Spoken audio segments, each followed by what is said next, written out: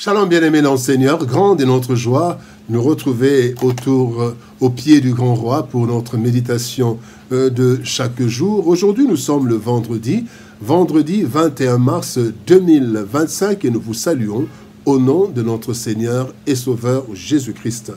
Pour notre méditation de ce jour, nous allons lire un texte dans la lettre aux Hébreux. Hébreux chapitre 13, verset 16, dans deux versions. Louis II nous dit: et n'oubliez pas la bienfaisance et la libéralité, car c'est à de tels sacrifices que Dieu prend plaisir.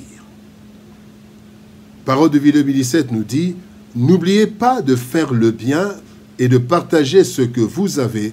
Voilà les sacrifices qui plaisent à Dieu. N'oublions pas. N'oublions pas, tel est le thème de notre méditation de ce vendredi 21 mars 2025. Bien-aimés dans le Seigneur, dans notre vie, nous avons beaucoup de préoccupations personnelles. Nous étudions pour avoir des connaissances, ces connaissances et des qualifications qui nous permettront de travailler à notre propre compte ou travailler pour d'autres personnes. Et tout cela pour subvenir à nos besoins. Et même ceux qui n'ont pas étudié, ceux qui n'ont pas pu étudier, eh bien, ils se battent pour subvenir aux besoins, à leurs besoins, aux besoins de leur famille d'abord. D'où des adages comme la charité bien ordonnée commence par soi-même ou chacun pour soi, Dieu pour tous. Le texte de ce jour est une interpellation sérieuse de Dieu.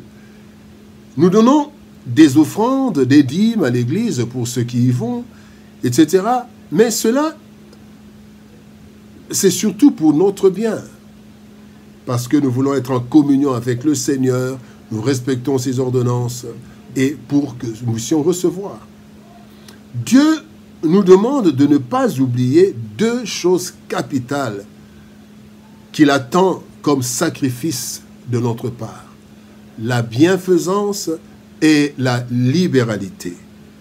Bienfaisance et libéralité que plusieurs négligent, estimant qu'ils n'ont même pas assez pour eux-mêmes. Comment penser aux autres?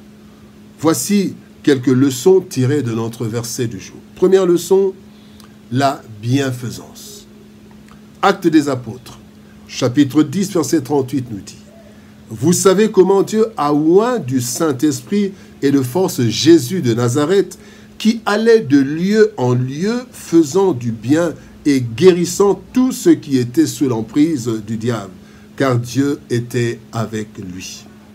Bien-aimés, ce qui a caractérisé le Seigneur Jésus, durant son séjour sur la terre, c'était la bienfaisance. Il faisait du bien. Il allait de lieu en lieu, nous dit la Bible, faisant du bien. Ce monde a besoin d'hommes et de femmes qui font du bien, de façon quotidienne et naturellement. Pas de ceux qui font du bien avec des propagandes autour de leurs bonnes actions, avec des raisons parfois et souvent inavouées. Si réellement Christ vit en nous, comme il est dit dans Galates chapitre 2, verset 20, nous devons être capables de faire naturellement le bien aux autres. À cause de quoi? Quatre choses. D'abord, à cause de notre nouvelle nature, 2 Corinthiens 5, 17, nous sommes une nouvelle créature créée en Jésus-Christ. 2, à cause de la puissance reçue du Saint-Esprit, Actes des Apôtres, chapitre 1er, verset 8, vous recevrez une puissance et vous irez jusqu'aux extrémités de la terre. Vous serez mes témoins en faisant le bien. Troisième raison, nous devons faire naturellement le bien à cause de notre obéissance à la parole de Dieu qui nous dit « Ne nous lassons pas de faire le bien ». Galates chapitre 6, verset 9. Et nous devons faire naturellement le bien à cause de la promesse divine d'Hébreux chapitre 6, verset 10 qui nous dit que Dieu n'est pas injuste pour oublier le travail et les services que nous avons rendus. Bien-aimés dans le Seigneur, soyons des hommes et des femmes qui pratiquons la bienfaisance. Deuxième chose, la libéralité. 2 Corinthiens chapitre 9, verset 11 nous dit: vous serez de la sorte enrichis à tous égards pour toute espèce de libéralité qui, par notre moyen, feront offrir à Dieu des actions de grâce.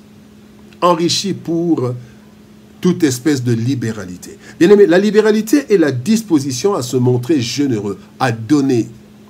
Cela ne doit pas attendre que nous ayons beaucoup d'argent, mais c'est une question de bonne volonté. Ainsi, même avec peu, nous pouvons être généreux à la mesure de nos moyens. Comme le dit la Bible dans 2 Corinthiens chapitre 8, verset 12, et il dit, quand on donne de bon cœur, les gens nous reçoivent bien avec ce qu'on a.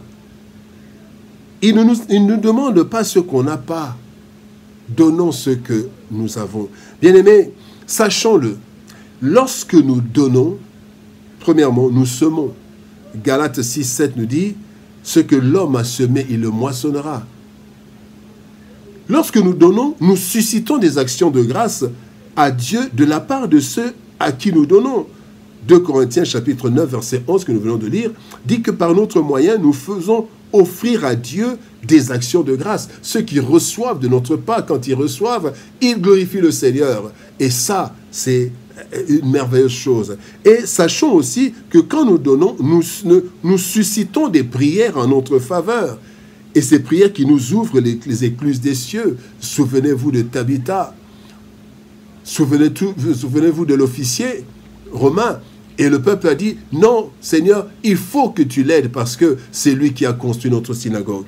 Et la Bible nous dit dans Luc chapitre 6, verset 38, « Donnez et il vous sera donné, on versera dans votre sein une bonne mesure, secouée, serrée et qui déborde, car on vous mesurera avec la mesure dont vous serez servi. » Troisième point, bien-aimé, les sacrifices qui plaisent à Dieu. Hébreux chapitre 13, verset 6, le verset du jour, nous dit « N'oubliez pas la bienfaisance et la libéralité. » Pourquoi? Parce que c'est à de tels sacrifices que Dieu prend plaisir. Les sacrifices qui plaisent à Dieu.